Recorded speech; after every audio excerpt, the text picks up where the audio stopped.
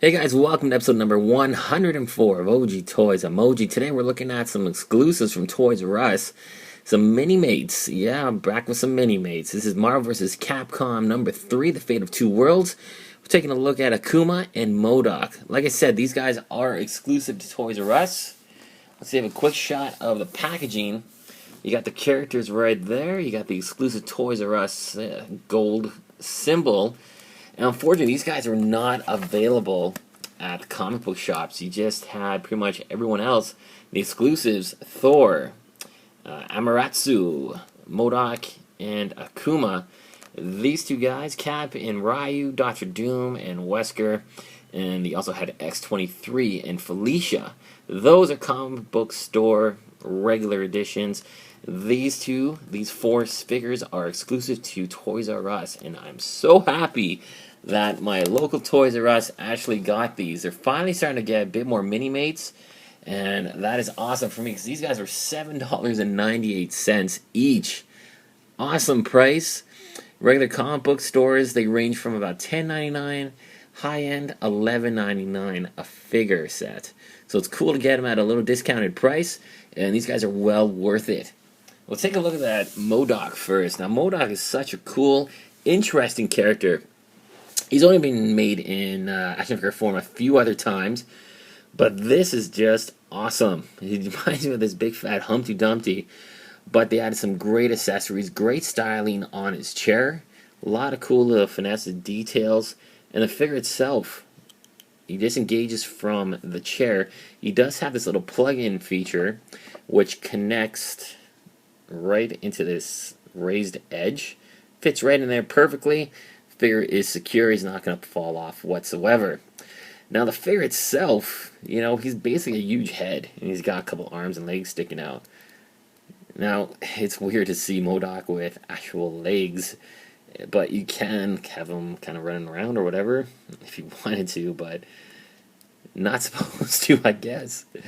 And this does pop off, and it is kind of just like a piece that goes over top of the torso. I haven't tried to pull it out or anything like that because just in case it doesn't go back in or it's not supposed to come out, I'm not going to take a chance because I haven't seen this figure since I purchased it. So, Modok is very cool, and for a minifigure, he does have your standard articulation. He's got the ball joints in the arms, both of them. He's got a pin at the elbow, full rotation on the wrist. And he does have the full ball jointed leg, pin knees, and 360 on the wrist, or excuse me, the ankles. But this is the type of figure that he's not really going to be posed without his chair because he's just so awkward looking. So we'll just connect him back into his chair and his base. And there you go. That's how Modok should look in his little chair. He even appears that way in the video game. What's cool, they added this little feature base here. So it's great. He can stand, and it looks like his chair is levitating, and jet propulsion, smoke, and fire coming out from the bottom. Very well done. Excellently executed figure. And it's just great to see such a unique character done in Minimate form. I applaud Art Asylum for making these awesome looking characters and really diversifying their range. Now, unfortunately, this is the last series of Marvel vs. Capcom number 3.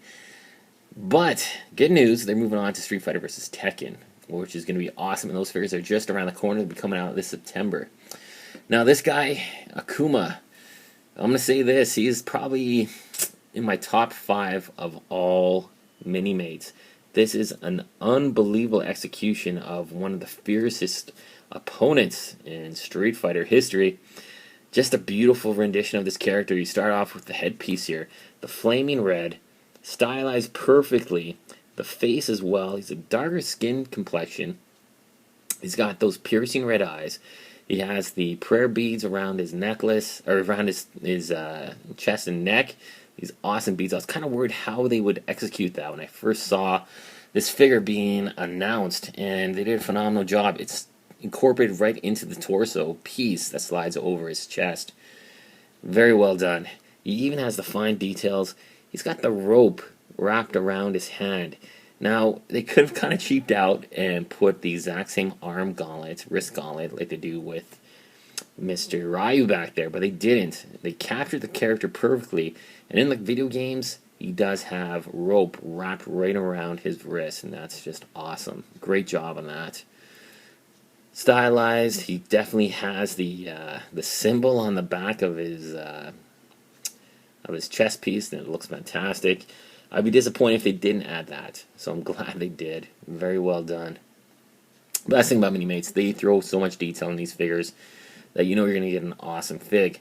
Also included is this piece here, which is supposed to represent a fireball. You can attach it onto his hand. And it's just like, you know, shooting up a fireball. It's pretty darn cool.